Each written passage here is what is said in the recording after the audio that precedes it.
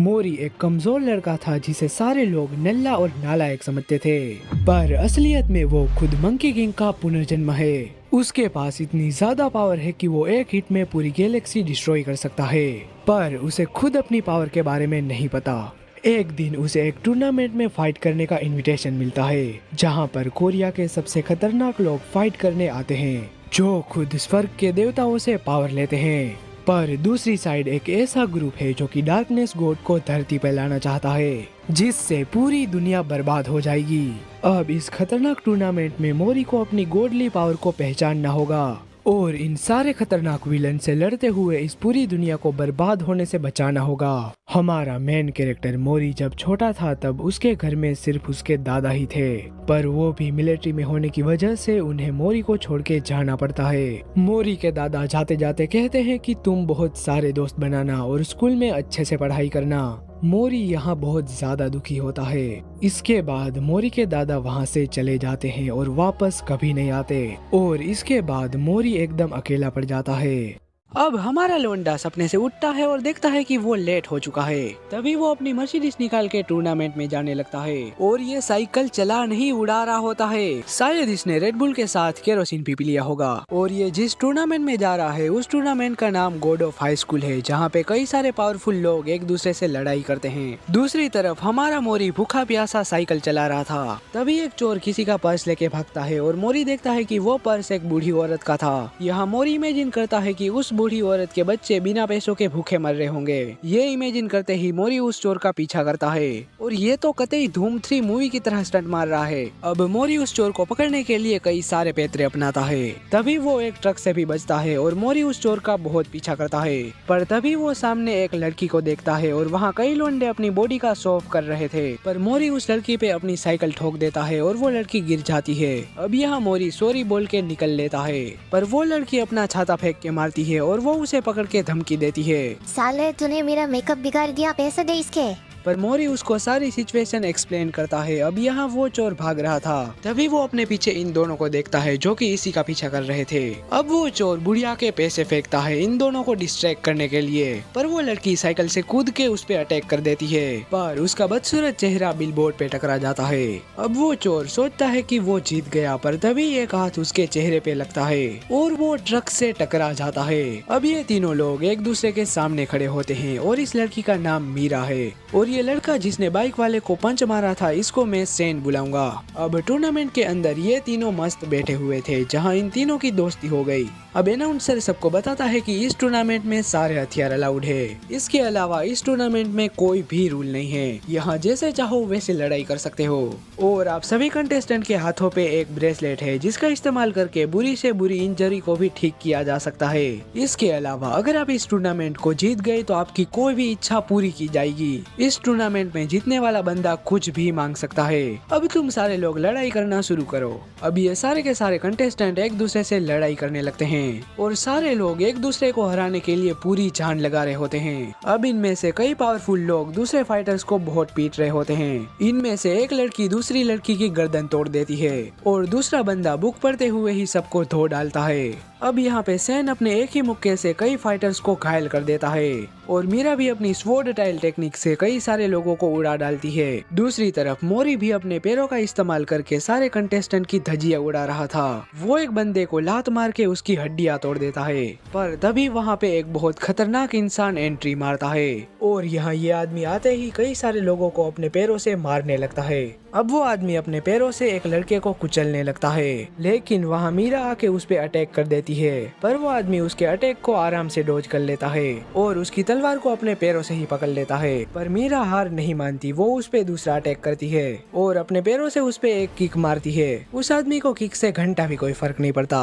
वो आदमी मीरा को डेट पे चलने के लिए कहता है, पर मीरा उसके मुँह पे गाली देती है। अब मोरी उसकी पैंट उतारता है, और ये क्या ही पहन रखा है इसने। मोरी ये देखने के बाद उसकी पैंट वापस ऊपर कर देता है। अब वो आदमी अपनी किक से उस पे अटैक करता है। मोरी उसकी किक को डॉज कर लेता है, पर उसका हाथ फिसल जाता है, जिससे वो आदमी किक को मारने में कामयाब हो जाता है। पर उसके पैर में चोट लगी हुई थी, क्योंकि जब इसने मोरी पे किक मारी थी तब मोरी ने उसके पैर पे अटैक कर दिया था। और अब ये दोनों छलांग मार के एक दूसरे से लड़ने के लिए तैयार होते हैं। कुछ देर बाद ये तीनों घर जा रहे थे और वहाँ मोरी मीरा को घूर रहा था, क्योंकि जब मोरी ने उस आदमी को मारने के लिए छलांग लगाई थी तब मीरा ने आकर उसकी गर्दन तोड़ दी, क्योंकि मीरा की तलवार इसके पास थी, पर वो बाद में नैनो टेक्नोलॉजी की मदद से ठीक हो गया था। तुम्हारी हरकतों से लगता है कि तुम एक गोरिल्ला हो। ये सुनते ही मीरा उसको कूटने लगती है। कुछ देर बाद मोरी सबको पूछता है कि तुम सब लोगों ने the God of high school में ज्वाइन क्यों किया। मोरी बताता है कि मुझे सबसे लड़के इस पूरी दुनिया का सबसे पावरफुल इंसान बनना है।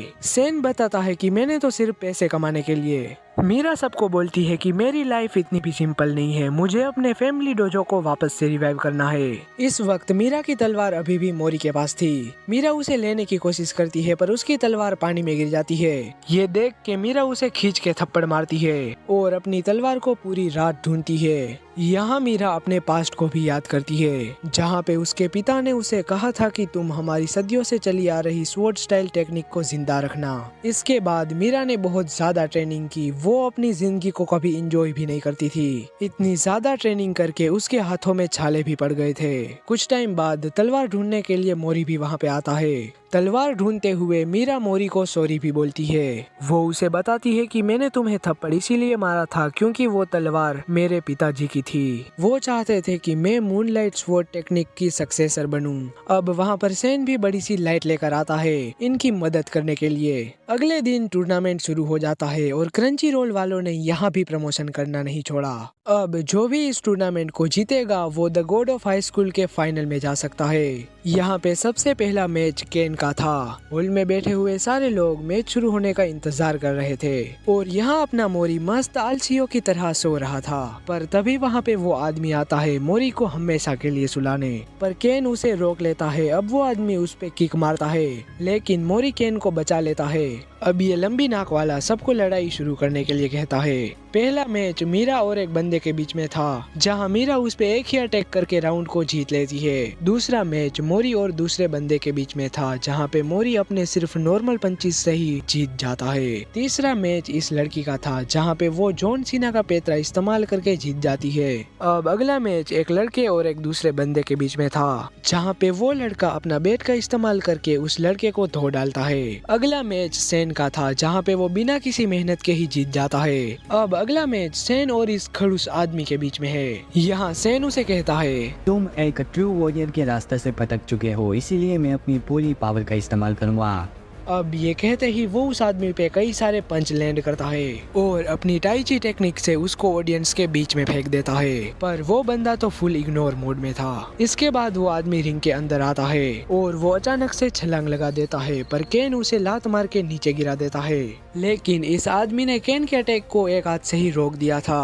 अब वो आदमी अपना एक हाथ इस्तेमाल करने का डिसाइड करता है और अपने एक हाथ से ही वो केन का भरता बना देता है और उसके बाल पकड़ के सेन को अपने पैरों के नीचे ले आता है। अब वो आदमी अपनी किक से उसकी आंख फोड़ डालता है। ये देखने के बाद सारे जजेस शॉक होते हैं, क्योंकि ये आदमी टाइकोंडो का इस्तेमाल कर रहा था, जो कि एक ऐसी टेक्निक है जिसको मार्शल आर्ट वॉर में सरवाइव करने के लिए बनाया गया था। ये टेक्निक हद से ज्यादा खतरनाक है। अब वो आदमी केन पे कई सारे अटैक्स करता है, पर केन अपने इमोशंस को कंट्रोल करने की कोशिश करता है। केन शांत रह के अपनी ट्रेनिंग को याद करता है और अपनी बैलेंस स्ट्राइक से उस पे अटैक करता है, पर उस आदमी की जगह पे केन ही दूर उठ जाता है, क्योंकि उस आदमी ने उसकी स्ट्राइक को अपोजिट एंगल में इस्तेमाल किया, जिससे सारी फोर्स केन पे ही लग गई। अब वो आदमी केन को कहता है, अबे ओ बच्चे, तू मेरे सामने गिड़गिड़ा कर अपनी मौत की भीख मांग। और ऐसा कह के वो सेन को ब्रूटली मारने लगता है। चाहे कुछ भी हो जाए, मैं तेरे जैसे नीचर आदमी से माफी कभी भी नहीं मांगूंगा।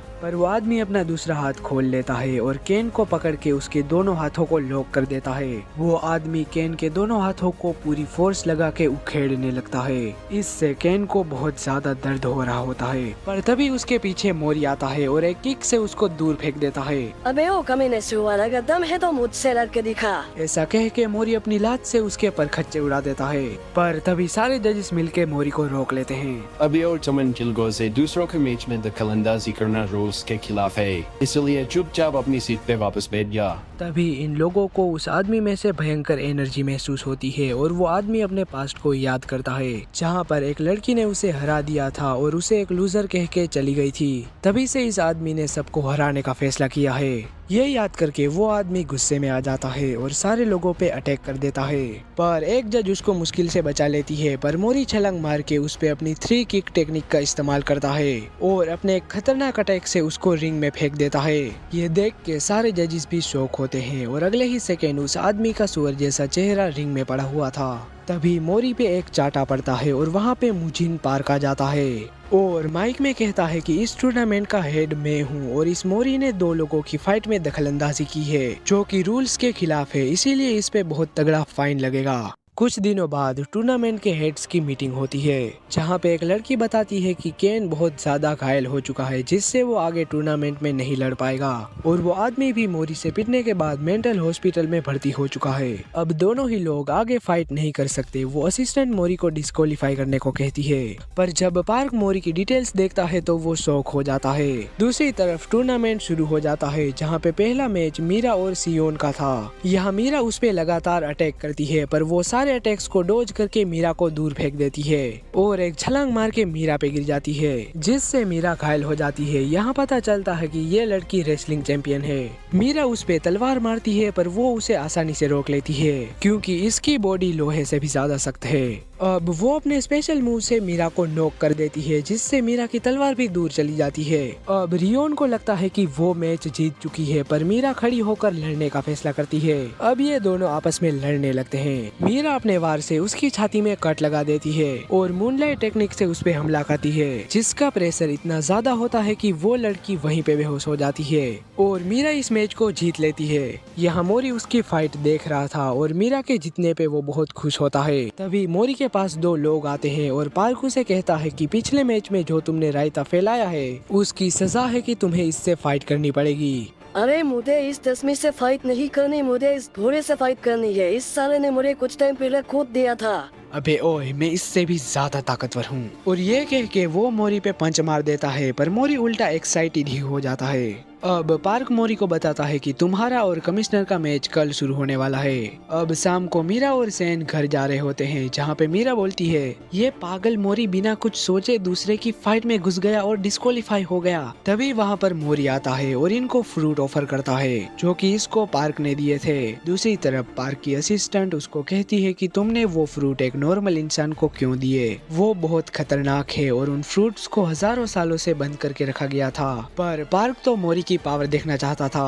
अब मोरी अपने घर पहुंचता है जहां पे वो उन फ्रूट्स को खा लेता है, लेकिन तभी मोरी का दिल डैमेज हो जाता है और वो वहीं पे गिर जाता है। दूसरी साइड सैन अपने दोस्त से मिलने जाता है जिसको कैंसर है और सैन टूर्नामेंट भी इसी की वजह से जीतना चाहता है क्योंकि अगर सैन टूर्नामेंट जीत जाता है तो वो अपने दोस्त को कैंसर से बचा सकता है।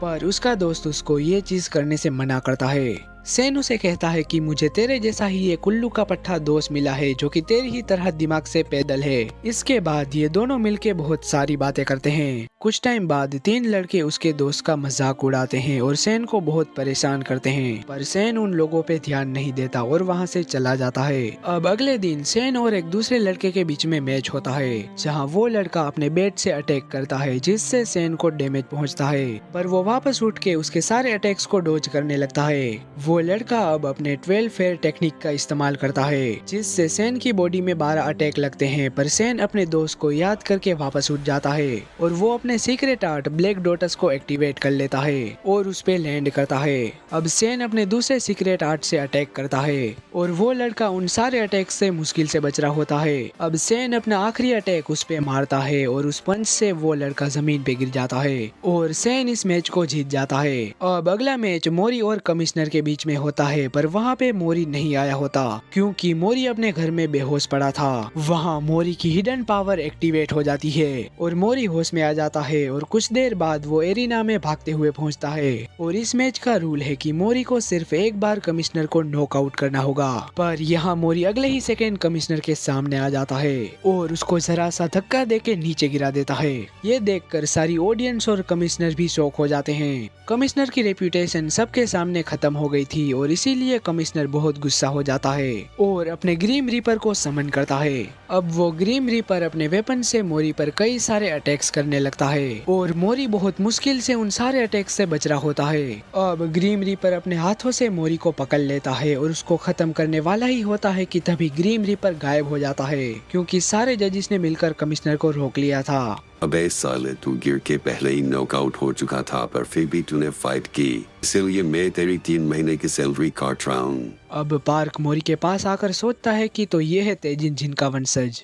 अब टूर्नामेंट के फाइनल में सिर्फ 4 लोग बचे होते हैं और अगली फाइट मीरा और सैन के बीच में होने वाली है। दूसरी तरफ ये तीनों घर जा रहे थे, तभी उन लोगों के सामने एक कार रुकती है। उस कार में से एक आदमी निकलता है जो मीरा को शादी के लिए प्रपोज कर देता है, जिससे सारे लोग एकदम शॉक हो जाते हैं। कुछ टाइम बाद मीरा अपनी बहन के साथ शादी की तैयारी कर रही होती है। वहाँ उसकी बहन बताती है कि रियोंग बहुत फेमस पर्सन है और सबसे पावरफुल मार्शल आर्ट यूजर भी, जो पूरी कंट्री के स्पोर्ट्स एंटरटेनमेंट को रिप्रेजेंट करता है। पर मीरा उसको पसंद नहीं करती थी और उसको रियोंग के पैसों से भी कोई मतलब नहीं था। इसके बावजूद भी मीरा शादी के लिए इसीलिए तैयार हुई क्योंकि रियोंग ने मीरा को कहा था कि अगर वो उससे शादी करेगी तो उसकी मूनलाइट स्वॉर्ड टेक्निक वो पूरे दुनिया भर में फेमस कर देगा और उसकी खानदानी टेक्निक बरकरार रहेगी, और इसीलिए मीरा ने उससे शादी करने का फैसला किया।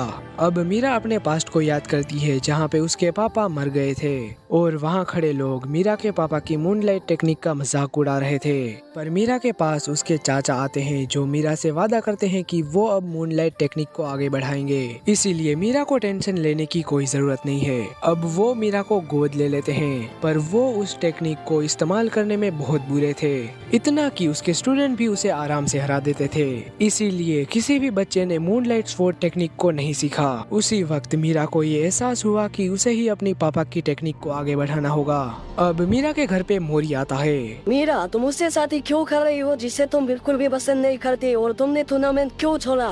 तुझे उससे क्या है, मैं जो चाहूँ वो करूँगी अपनी मूनलाइट टेक्निक को आगे बढ़ाने के लिए। ये कह के मीरा उसको घर से बाहर निकाल देती है। कुछ टाइम बाद मोरी सैन को कॉल करता है।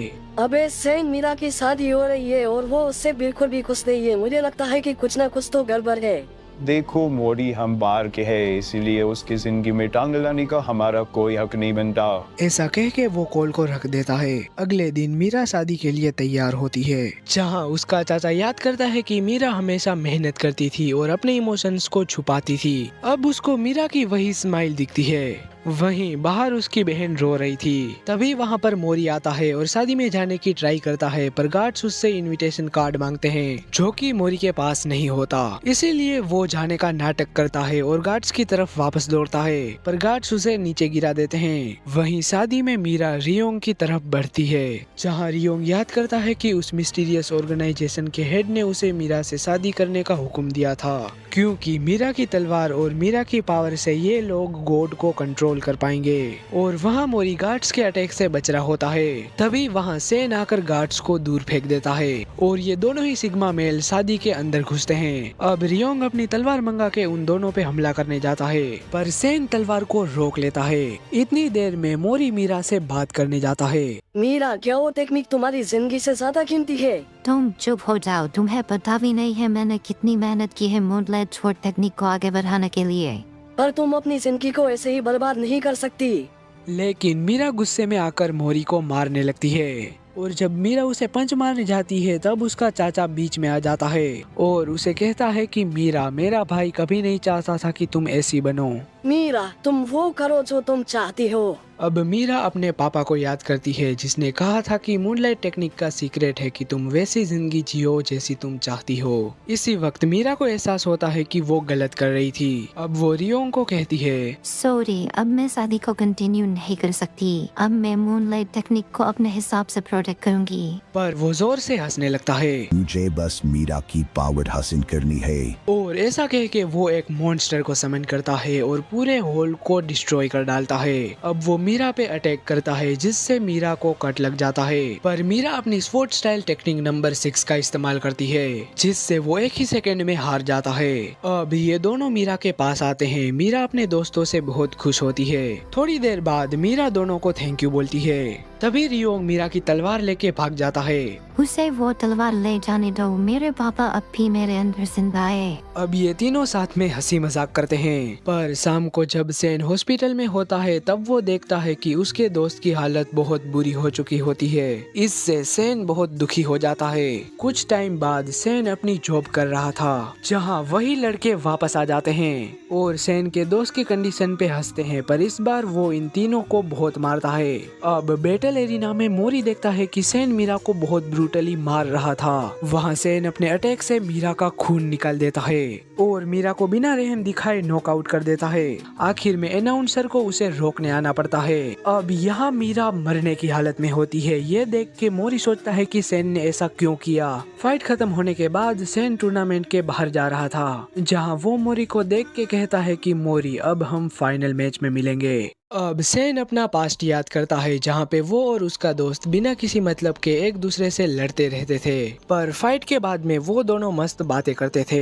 अब यहाँ सेन देखता है कि मीरा का खून उसके हाथों में लगा हुआ है और वो सोचता है कि उसने ऐसा क्यों किया। अब रात को मोरी मीरा से मिलने जाता है, जो कि हॉस्पिटल में नैनो टेक्नोलॉजी से हील हो रही थी, और वो मोरी को बताती है कि जरूर सेन के साथ कुछ तो गलत हुआ है, वरना वो मेरे साथ ऐसा कभी नहीं कर सकता। दूसरी तरफ सेन अपने दोस्त से मिलने जाता है, जो कि अभी तक कोमा में था। अब अगले दिन मोरी और सेन टूर्नामेंट में लड़ने के लिए तैयार थे और टूर्नामेंट शुरू हो जाता है और वो दोनों ही एक दूसरे को कड़ी टक्कर दे रहे होते हैं, पर मोरी उसे किक मार के दूर कर देता है। इसके बाद सेन मोरी पे लगातार अटैक करके उसके सर पे वार करता है, पर मोरी खुद को बचा लेता है। मोरी अपनी किक से उसके कंधे पे मारता है, लेकिन सेन उसे नीचे गिरा देता है और उस पे अपने पंचिस मारता है, पर मोरी अपने पैरों से उसे दूर कर देता है और दोनों के अटैक्स आपस में टकराते हैं। यहाँ पे ये दोनों ही लोग पूरा दम लगा के लड़ रहे थे, लेकिन सेन उसके दिल पे जानलेवा हमला करता है, जिससे मोरी का खून निकल जाता है और वो दूर गिरता है। अब मोरी खड़ा होके अपना टाइकोंडो इस्तेमाल करने का फैसला करता है और वो सेन के अटैक से बच के अपनी ट्रिपल किक उस पे मारता है, जिसके इम्पैक्ट से सेन दूर जा गिरता है। अब मोरी ने उसके पास जाके दोस्ती का हाथ आगे बढ़ाया, पर सेन उसे कहता है कि मैंने तुम दोनों को कभी अपना दोस्त ही नहीं माना। ये कहने के बाद वो मोरी पे हमला करता है और अपना ultimate 4 guardian God attack number 1 ready करता है। उधर मीरा हॉस्पिटल से डिस्चार्ज हो चुकी थी। बाहर निकलते वक्त उसकी नजर एक पेशेंट पे पड़ती है, जो कुछ ही देर पहले इस दुनिया को अलविदा कह चुका था।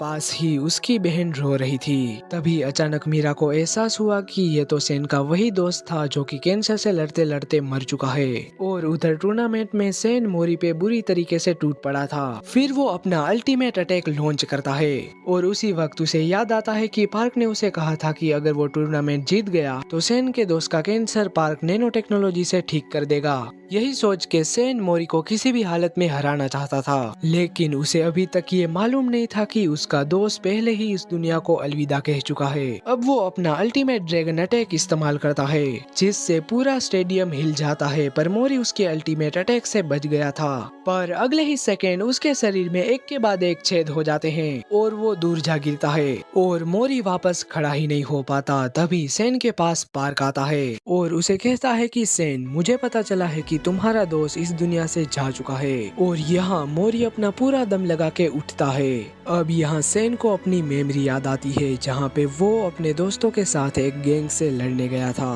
पर उसके सारे दोस्त भाग गए और वो अकेला उन गैंग मेंबर्स के सामने कुछ नहीं कर पाया। तभी एक लड़का उसकी मदद करने के लिए आता है। मैंने सुना है कि तुम अपने दोस्तों को बचाने के लिए यहाँ अकेले ही चले आए, इसका मतलब तुम एक सच्चे दोस्त हो। पर वो गैंग इन दोनों को पीट के चली गई। अरे कोई नहीं, कम से कम हमने उनकी आंखों में आंसू तो ला ही दिए थे। और हाँ, तुम अपने दोस्तों को लेकर आए थे ना? नहीं, वो मेरे दोस्त नहीं थे। उनका काम खत्म होते ही वो चले जाते हैं और मैं भी कभी किसी को दोस्त नहीं मानता। अगर तुम अपने दोस्तों पर भरोसा करोगे तो वो भी तुम पे भरोसा करेंगे। और तब से ये दोनों दोस्त बन गए थे, पर अब उसका दोस्त कैंसर की वजह से मर चुका है, इसीलिए अब सेन के पास फाइट करने का कोई रीजन नहीं है। पर फिर भी वो खड़ा होता है। अब वो सिर्फ मोरी के अटैक को रोक रहा था। सेन पूरी तरीके से टूट चुका है, अब उसका असली चेहरा सामने आएगा। और यहाँ सेन पूरी तरीके से टूट चुका था। तभी उसको रियलाइज होता है कि उसको मीरा के साथ ऐसा नहीं करना चाहिए था, और वो अपने सारे दोस्तों को याद करता है। अब प्रेजेंट में मोरी सेन पे अपनी किक मारने वाला था। इसी वक्त मीरा लाउड स्पीकर से सेन को सपोर्ट करती है। अरे सेन, तुझे हुआ क्या है? तुम इतने कमजोर तो बिल्कुल भी नहीं हो। अपनी पूरी पावर से लड़ो।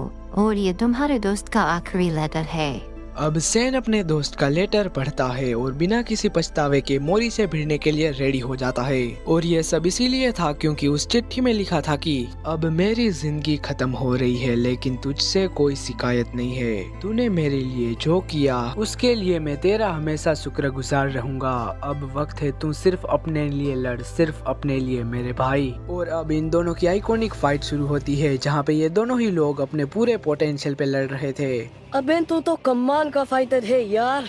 और तुम भी कुछ कम नहीं है मेरे प्यारे दोस्त। और ये कह के दोनों एक दूसरे से फाइट करते हैं, जहाँ पे मोरी अपनी किक का इस्तेमाल करता है और सेन अपने पंचिस का। अब मोरी जंप मार के अपनी ट्रिपल किक का इस्तेमाल करता है, पर सेन अपने ब्लैक डॉटस से उसकी किक को रोक लेता है। लेकिन सेन थोड़ी ना कम है, वो मोरी पे अपनी ड्रैगन किंग टेक्निक का इस्तेमाल करता है, जिससे लिटरली में मोरी दूर जाके गिरता है। पर मोरी अपने आप को जैसे तैसे बैलेंस करता है। इसी वक्त मोरी अपनी ब्लू ड्रैगन किंग की पावर अनलीज करता है, जिसके एक ही अटैक से पूरा स्टेडियम उसकी पावर से भर जाता है। और वहाँ बैठे सारे जजिस और ऑडियंस भी शॉक हो जाती है। और इतने बड़े हमले के बाद भी सेन चट्टान की तरह खड़ा था, लेकिन उसकी सारी पावर खत्म होने की वजह से वो वहीं पे गिर जाता है। और अब मोरी इस बैटल को जीत चुका है और यहाँ नीचे गिरा हुआ सेन अपने दोस्त को याद करता है, जिसने उसे कहा था कि अगर तुम कहीं पे जीत जाते हो तो मुस्कुरा भी देना। और यहाँ मोरी दोस्ती का हाथ आगे बढ़ाता है और यहाँ पे सेन को अपना दोस्त मोरी के अंदर दिखता है और सेन हाथ थाम कर खड़ा हो जाता है। इस पल में वो मोरी को अपना सच्चा दोस्त मान लेता है। तभी मीरा भी आ जाती है। अब बारी है इस बंदर को हराने की।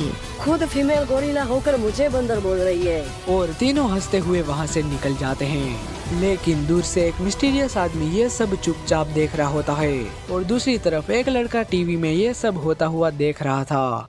अब रात को एक जंगल में मोरी के दादा होते हैं, जिसके पास एक मिस्टीरियस ऑर्गेनाइजेशन का लीडर आता है, जो उसे अपने ग्रुप में शामिल होने के लिए कहता है। पर मोरी का दादा उसे साफ मना कर देता है, जिससे वो लीडर उसे मारने की धमकी देता है और मोरी के दादा को मारने के लिए अटैक रेडी करता है। पर मोरी का दादा उन सबको एक किक मारता है, जिससे पूरी जमीन उड़ जाती है। पर वो सारे थोड़ी दूरी पर टेलीपोर्ट हो चुके थे।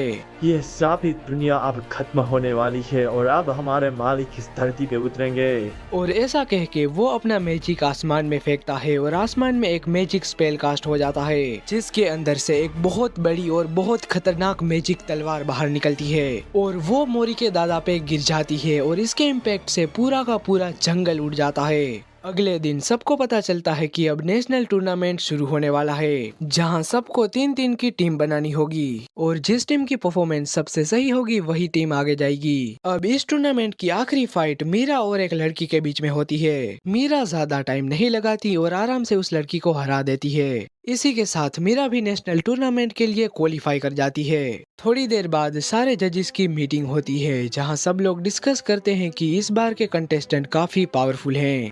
अगर ये सारे कंटेस्टेंट अपनी सारी लिमिट्स तोड़ दे और उनकी इमोशंस ट्रिगर हो जाए तो उनके अंदर की वो की जाग सकती है, जो कि एक बहुत खतरनाक एनर्जी है। इसके अलावा हमारे सामने अब एक बहुत बड़ी मुसीबत आ चुकी है, इसीलिए मैंने द सिक्स को बुलाने का फैसला किया है। अब पार्क द सिक्स के पहले मेंबर के पास जाता है, जो कि एक बुढ़ा है जिसका एक हाथ कटा हुआ है। वो बुढ़ा पार्क को एक ही सेकंड में मार डालता है, पर ये तो पार्क का एक क्लोन था।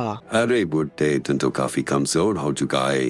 अबे साले, अगर मैं चाहता तो तुझे 1 सेकंड में मार डालता, पर मैंने तुझे बख्श दिया है। अब ये दोनों चलते हुए मोरी के दादा की बात करते हैं। पार्क बताता है कि नॉक्स ऑर्गेनाइजेशन तेजिन जिन यानी मोरी के दादा के पीछे पड़ी है। वो ऑर्गेनाइजेशन तेजिन को मारना चाहती है और इसीलिए मैं द सिक्स को इकट्ठा कर रहा हूँ। कुछ देर बाद मीरा शॉपिंग करने के लिए आई होती है, तभी उसकी मुलाकात अनाउंसर और उसकी फैमिली से होती है। अब वो दोनों साथ में बातें करते हैं। मेरी इस बात को याद रखना कि अब टूर्नामेंट में बहुत खतरनाक लोग आने वाले हैं, जिनके पास बहुत ज्यादा भयंकर पावर होगी, इसीलिए तुम्हें बच के रहना होगा।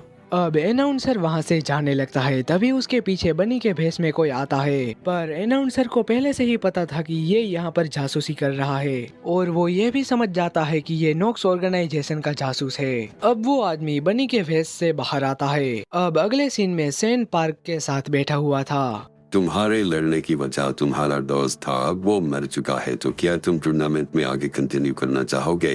अभी भी मेरे पास बहुत सारा कर्ज है जो कि मैंने अपने दोस्त के ट्रीटमेंट करने के लिए लिए थे, इसीलिए मैं आगे कंटिन्यू कर रहा हूँ। और हाँ, टूर्नामेंट के पीछे कोई ना कोई बड़ी साजिश हो रही है। हाँ, तुमने सही कहा। कई सारे लोग जो कि इस टूर्नामेंट में भाग लेने वाले हैं, उनके पास जादू की पावर है, जिनसे वो भगवान स्वर्ग के देवता और राक्षसों से पावर मांगते हैं, और इन पावर को समझना नॉर्मल इंसानों की बस की बात नहीं है। और दूसरी साइड दो लड़के जो कि इस टूर्नामेंट में पार्ट ले चुके हैं, वो एक दूसरे के सामने खड़े थे। तभी वहाँ पे सिक्योरिटी गार्ड आके उन दोनों को बाहर निकालने के लिए कहता है, लेकिन लाल आंखों वाला अपना मॉन्स्टर निकालता है, पर दूसरा लड़का उसके मॉन्स्टर को गायब करके सिक्योरिटी गार्ड को बचा लेता है। इसके बाद वो लाल आंखों वाला वहाँ से चला जाता है। दूसरी तरफ एक अमीर परिवार का लड़का टूर्नामेंट में भाग लेने वाला है, इसीलिए वो अपने दादाजी का आशीर्वाद लेता है और टूर्नामेंट जीतने की कसम खाता है, और इसका दादा द सिक्स का एक मेंबर भी है।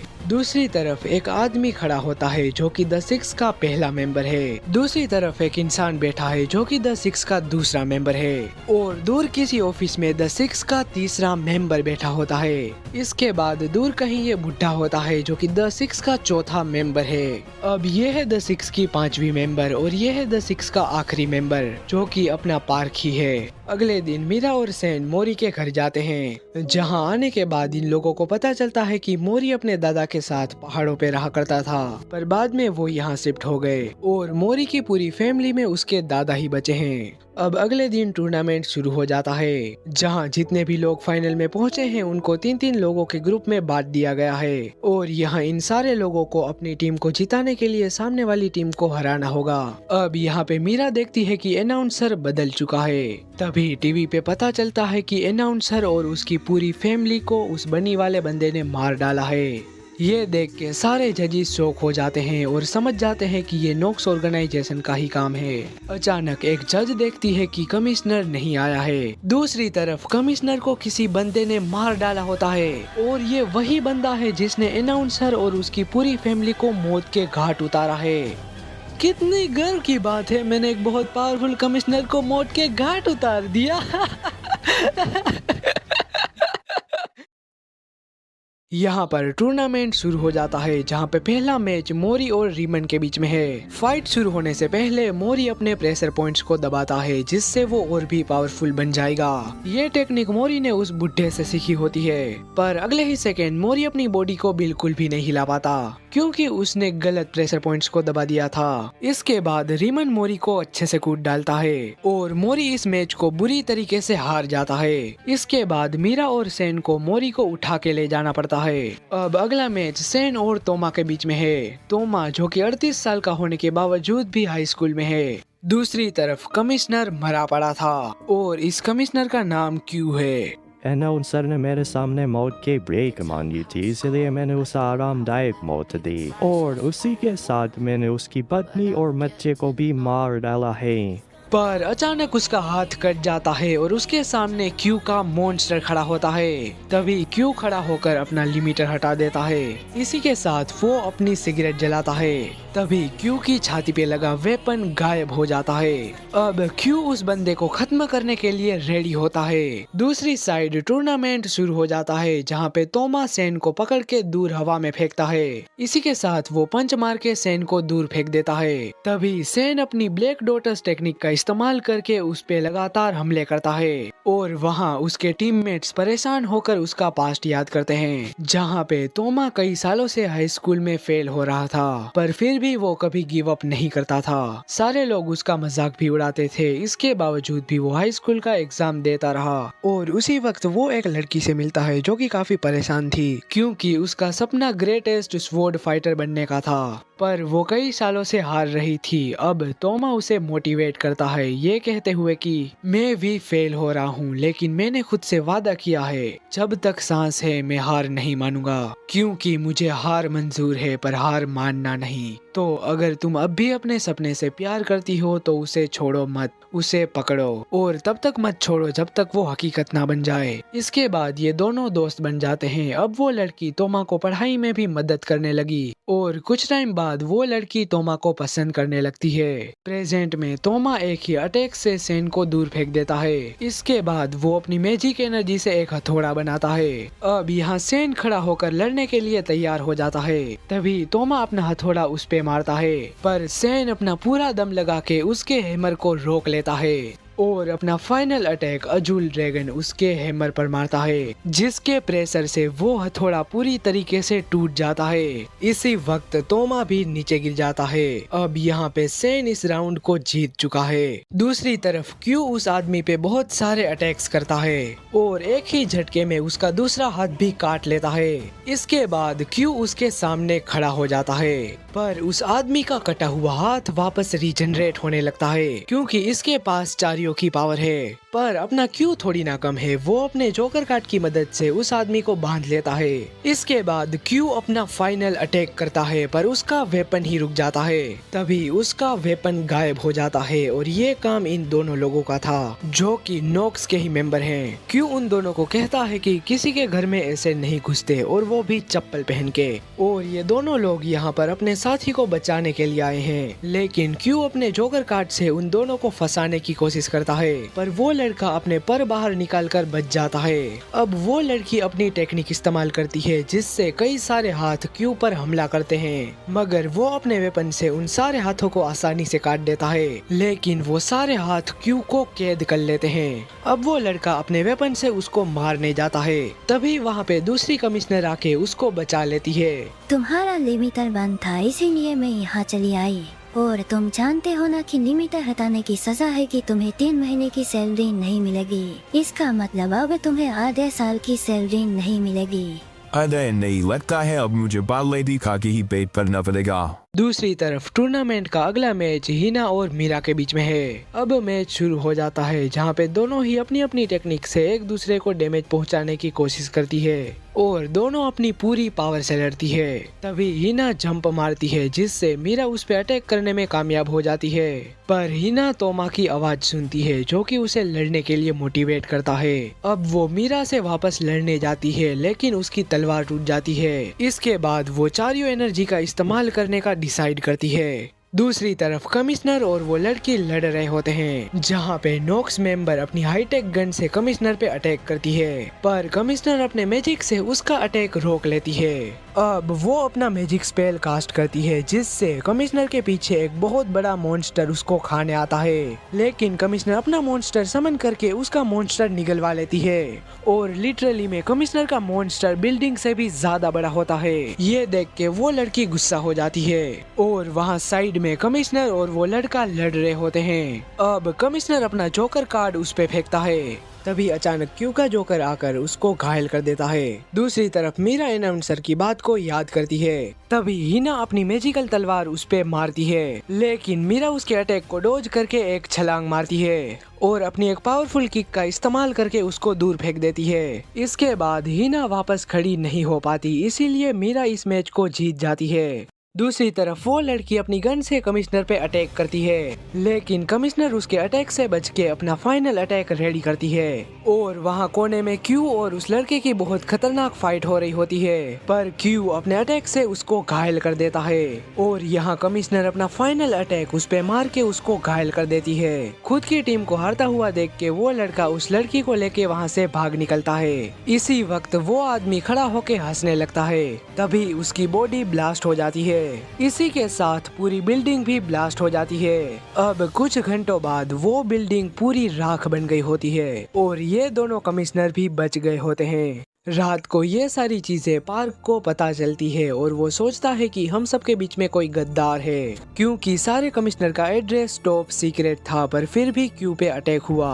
अब उसकी असिस्टेंट उसको एक फोटो दिखाती है, जिसमें मोरी के दादा का हाथ कटा हुआ था। अब पार्क को लगता है कि मोरी के दादा के साथ कुछ तो गलत हुआ है। अब यहाँ अगला मैच इन दोनों टीमों के बीच में होने वाला है, जहाँ पहला राउंड इस अमीर लड़के और इस लाल आंखों वाले बंदे के बीच में है। और हाँ, मैं इस लाल आंखों वाले बंदे को रेड बुलाऊंगा। मैच शुरू होते ही अमीर लड़का अपना मैजिक स्पेल कास्ट करता है, पर अगले ही सेकंड रेड की शार्क मॉन्स्टर आकर उसको कच्चा चबा जाती है, लेकिन उस लड़के को बचाने के लिए उसकी मेड रेड पर हमला कर देती है, पर इसके नुकीले वेपन उसके अंदर घुस जाते हैं हैं और वो बुरी तरीके से घायल हो जाती है। इसके बाद रेड उसके पास आता है। ये जगह औरतों के लिए नहीं है, तुम्हारी जगह किचन में है।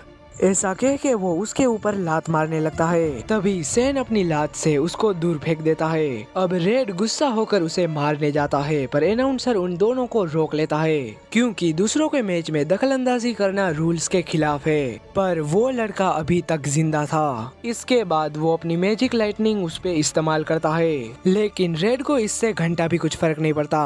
अब रेड अपने शार्क मॉन्स्टर को वापस समन करता है और वो वहीं पर खत्म हो जाता है। अब अगला मुकाबला दो दूसरी टीम्स के बीच में होने वाला है, जहां पहले ही वो पहला मैच हार जाते हैं, पर उसकी टीम का लीडर सबको मोटिवेट करता है। अब अगला मैच इन दोनों के बीच में है, जहां पे रीन उस बंदे के सारे अटैक से बचते हुए उस बंदे पे एक किक मारती है, जिससे वो बंदा वापस उठ ही नहीं पाता। इसी वजह से रीन इस मैच को जीत जाती है। यहाँ मोरी की टीम को पता चलता है कि सेन सस्पेंड हो चुका है क्योंकि उसने मैच के बीच में दखलंदाजी की थी। अब अगला मैच टीम के लीडर अकीरा और एक दूसरे बंदे के बीच में था और ये दोनों टीमों के बीच का फाइनल मैच होने वाला है। मैच शुरू होते ही वो बंदा अटैक करने के लिए आता है, पर अकीरा उसको आराम से रोक लेता है। इसके बाद वो उस पर एक बहुत तगड़ा पंच मारकर उसको दूर फेंक देता है, लेकिन वो बंदा वापस आ जाता है। पर अकीरा वापस अपने अटैक्स का इस्तेमाल करता है, जिससे वो पीछे हो जाता है। अब वो बंदा बहुत गुस्सा होकर अपनी ब्लैक चक्रा एनर्जी को बाहर निकालता है, पर अकीरा उन सारे अटैक से बच के उसके पास आ जाता है। पर वो अपनी सारी चक्रा एनर्जी का इस्तेमाल कर लेता है, लेकिन अकीरा पीछे आकर अपनी किक इस्तेमाल करता है, जिससे वो बंदा बेहोश हो जाता है। इसी के साथ अकीरा इस मैच को जीत जाता है। अब यहाँ मोरी नोटिस करता है कि अकीरा के पीछे जो टाइगर बना हुआ है, वही टाइगर का लोगो उसके दादा की मिलिट्री यूनिफॉर्म पर भी था। कुछ देर बाद ये लोग अपने घर जाने लगते हैं, जहाँ सेन चारियो एनर्जी के बारे में बात करता है, जो कि सेन को पार्क ने बताई थी। वहाँ पे पार्क ने उसे बताया था कि चारियो एनर्जी का इस्तेमाल करना आसान बिल्कुल भी नहीं है। कुछ लोग हैं जो बहुत कड़ी ट्रेनिंग करने के बाद भी हासिल नहीं कर पाते, पर कुछ लोगों को ये ऐसे ही मिल जाती है। इसीलिए इन सब के पास एक आखिरी उम्मीद बची हुई थी, पर मोरी चारियो एनर्जी का इस्तेमाल करने से साफ मना कर देता है, क्योंकि मोरी को अपने दम पे ही आगे बढ़ना था और मोरी यहाँ से चला जाता है। इन दोनों को मोरी का बिहेवियर कुछ अजीब लगता है, और ये इसीलिए था क्योंकि पार्क ने उसे अपने ऑफिस बुलाया था, जहाँ पार्क ने उसे कहा था कि तुम्हारे दादा शायद अब इस दुनिया में नहीं रहे, क्योंकि एक जंगल में बहुत बड़ा धमाका हुआ और वहाँ तुम्हारे दादा का हाथ कटा हुआ मिला, और ये ब्लास्ट मोरी के दादा ने ही अपनी चारियो एनर्जी से किया था।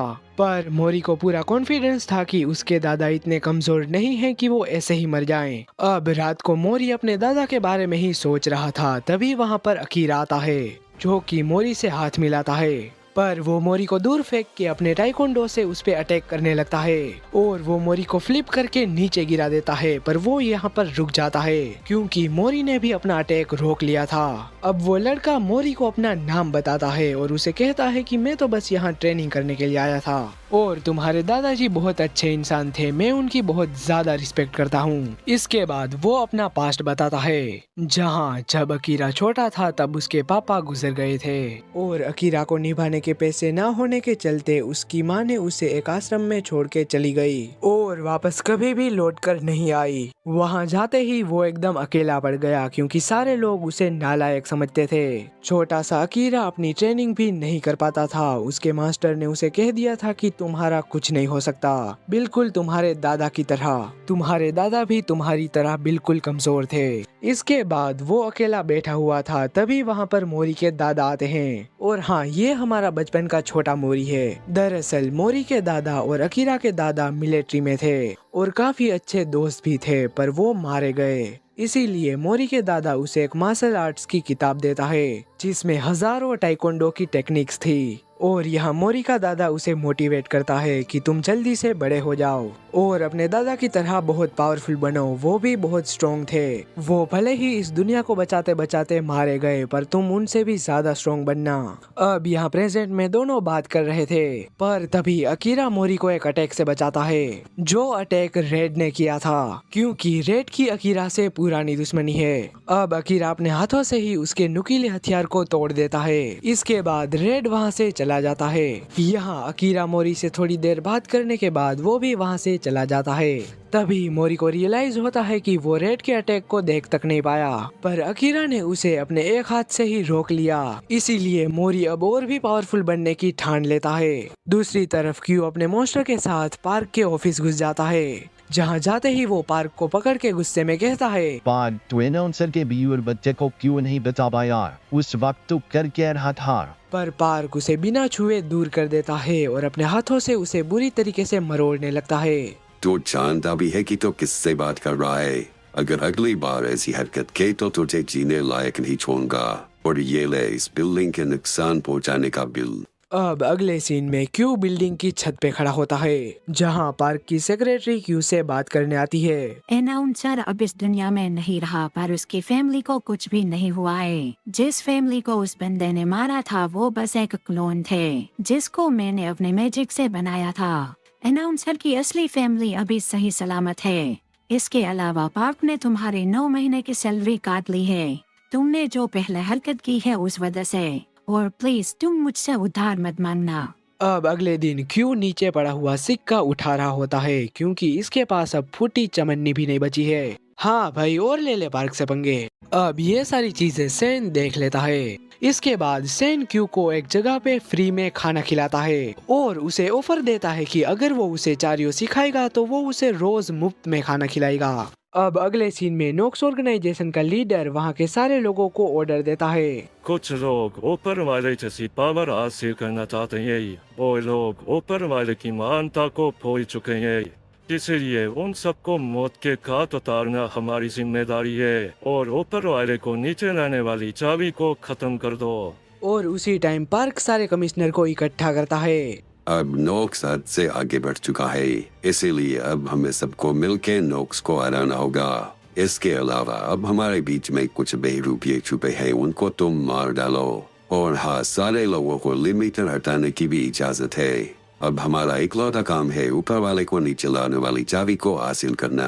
कुछ देर बाद मोरी अपने दादाजी के बारे में ही याद कर रहा था, जहां वो याद करता है कि जब वो 6 साल का था तब उसके दादा उसे अकेला छोड़ के जंग पे जाने वाले थे। मोरी अपने दादा को रोकने की बहुत कोशिश करता है, पर उसके दादा उसे समझाते हैं कि अगर मैं यहाँ रुका तो मेरे दुश्मन यहाँ आ जाएंगे। भले ही मैं अभी जा रहा हूँ, पर मैं वापस जरूर आऊंगा। और तुम स्कूल में बहुत सारे दोस्त बनाना जो कि तुम्हें तुम्हारी बुरे से बुरी सिचुएशन में भी तुम्हारे साथ खड़े रहें। अब यहाँ प्रेजेंट में मोरी के पास मीरा और सेन आते हैं, क्योंकि आज मोरी का बर्थडे है। यहाँ मोरी अब 17 साल का हो चुका है, इस वजह से ये सारे लोग मस्त पार्टी करते हैं, जहाँ पे ये दोनों मोरी के लिए बहुत सारा खाना लाए होते हैं। इसके बाद ये लोग दबा के खाना ठूसते हैं और तीनों दोस्त इस टाइम को बहुत मजे से गुजारते हैं। तब मोरी को ये रियलाइज होता है कि उसके दादा ने क्यों कहा था कि तुम बहुत सारे दोस्त बनाना। अब अगले दिन मोरी को अपने घर के बाहर एक लेटर मिलता है, जिसे देख के मोरी बहुत शौक हो जाता है, क्योंकि उसमें मोरी के दादा बहुत बुरी हालत में होते हैं और लेटर के अंदर एक एड्रेस भी लिखा होता है, जिसको देखने के बाद मोरी अपनी साइकिल निकाल के उस एड्रेस पे जाने लगता है। रास्ते में वो डिसाइड करता है कि वो उसके दादा को बचाने के बाद कल वापस टूर्नामेंट में आ जाएगा। अब अगले दिन अगला मैच जिंजू टीम और मोरी के टीम के बीच में होने वाला है, पर मोरी यहाँ नहीं पहुँचा होता। इस वजह से मीरा और सेन बहुत परेशान थे। इस वक्त पार्क की सेक्रेटरी उसके पास आती है। अगर टूर्नामेंट शुरू होने से पहले तुम अंदर नहीं गए तो तुम डिस्क्वालीफाई हो जाओगे, और अगर मोरी दूसरे राउंड शुरू होने से पहले यहाँ नहीं आया तो तुम्हारी पूरी टीम हार जाएगी। इसके अलावा सेन, तुम अभी भी सस्पेंड हो, इसीलिए पहला मैच मीरा को खेलना होगा। कुछ देर बाद मैच स्टार्ट हो जाता है, जहां मीरा का अपोनेंट ये इंसान होता है, और दूसरी तरफ मोरी उस एड्रेस पे पहुंचता है जिस जगह पे एक बहुत पुरानी फैक्ट्री होती है। अब मोरी एक रूम को खोलता है जिसके अंदर मोरी के दादा घायल पड़े हुए थे, और यहाँ पे मीरा उस बंदे को जैसे तैसे करके नीचे गिरा देती है। मीरा यहाँ अपना अटैक करने ही वाली होती है कि वो बंदा उसको पीछे से पकड़ लेता है, लेकिन मीरा उस तलवार को उस बंदे के पेट में घुसा के दूर चली जाती है। तभी उस बंदे का टीममेट उसे एक तलवार देता है। इसी वक्त मीरा को ये रियलाइज होता है कि उसके पास जो तलवार है वो मीरा की ही तलवार है, जो तलवार कुछ टाइम पहले चोरी हो गई थी। अब मीरा गुस्सा होकर उस पर अटैक करती है, पर मीरा की तलवार ही टूट जाती है। इसके बाद वो बंदा इस तलवार की असली ताकत को बाहर निकालता है। दूसरी तरफ सेन मोरी को अभी तक ढूंढ रहा होता है। तभी वो तोमा को नोटिस करता है जो कि बेहोश था। तभी उसके पीछे एक लड़की आ जाती है। अब यहाँ वो बंदा मीरा पे लगातार अटैक करता है, पर मीरा उन सब को डोज कर लेती है। मौका देख के मीरा अपनी मूनलाइट नंबर 5 टेक्निक इस्तेमाल करती है। इसके बाद वो अपनी किक उस पे मारती है और टेक्निक नंबर 1 का भी इस्तेमाल करती है। मीरा उस तलवार को पकड़ लेती है, पर वो तलवार गायब होकर वापस उस बंदे के पास चली जाती है, क्योंकि ये तलवार अपना मास्टर खुद ही चुनती है। दूसरी तरफ मोरी अपने दादा को उठाने की कोशिश करता है, पर उसकी मुंडी घूम जाती है और तब रिवील होता है कि ये तो मोरी को फंसाने की एक चाल थी। अब वो नकली बॉडी फट जाती है, जिससे पूरी की पूरी फैक्ट्री ब्लास्ट हो जाती है। कुछ देर बाद इस खत्म हो चुकी फैक्ट्री में एक आदमी घुसता है और इसी ने ही मोरी को फंसाया था। वो आदमी मोरी को नीचे गिरा हुआ देख के वापस जाने लगता है, पर हमारा मोरी इतना घायल होने के बाद भी वापस खड़ा हो जाता है। ये देख के वो आदमी कई सारे क्लोन बनाता है। मोरी अब यहाँ पूरी तरीके से फंस चुका है। वहाँ वो बंदा मीरा पर अपनी तलवार से लगातार वार कर रहा था। इस दौरान वो ये भी रिवील करता है कि नोक्स ऑर्गेनाइजेशन को मीरा और उसकी तलवार की जरूरत है, ताकि उनके गॉड को धरती पर उतारा जा सके। इसके बाद वो मीरा को कमजोर कह के उसको बुरी तरीके से मारने लगता है। दूसरी तरफ वो लड़की सेन पे लगातार अटैक कर रही थी, वहीं सेन उसके सारे अटैक्स को रोक रहा था। इसी वक्त सेन को रियलाइज होता है कि ये लड़की रेड की टीम मेंबर है। यहाँ वो लड़की सेन पे अटैक करना चालू रखती है, पर वो उसकी एक किक को ब्लॉक कर देता है। इस अटैक से उसके पैरों में मोच आ जाती है। सेन तोमा को लेके यहाँ से जाने लगा, पर तभी वहाँ पे रेड आ गया, जिससे ये दोनों हिल भी नहीं पाए। लेकिन रेड अपनी टीममेट को लेकर वहां से चला गया। दूसरी तरफ मोरी लगातार उन सारे क्लोन से लड़ रहा था, जिसे देख के वो आदमी इम्प्रेस हो जाता है, पर यहाँ इतने सारे क्लोन होने की वजह से वो हारने लगता है। अब वो सारे क्लोन मिलकर मोरी को नीचे वाले बेसमेंट में पटक देते हैं। नीचे गिरते ही मोरी देखता है कि वहाँ उन सारे पार्टिसिपेंट्स की बॉडी पड़ी हुई थी जो टूर्नामेंट में हिस्सा ले चुके थे। तब वो आदमी खुलासा करता है कि जो कंटेस्टेंट अभी अरीना में फाइट कर रहे हैं वो कंटेस्टेंट नहीं बल्कि इसके आदमी हैं। मोरी उसके क्लोन को दूर करके वापस खड़ा हो जाता है और अपनी बॉडी के कई प्रेशर पॉइंट्स को दबाता है, जिससे मोरी को 1 घंटे तक दर्द नहीं होगा। वहाँ मीरा को वो बंदा पकड़ के बहुत सारे चाटे मारता है और एक पंच मार के दूर कर देता है, पर मीरा गिव अप करने वालों में से बिल्कुल भी नहीं थी। इसके बाद वो मीरा को कहता है कि मोरी तुम्हें बचाने बिल्कुल भी नहीं आने वाला।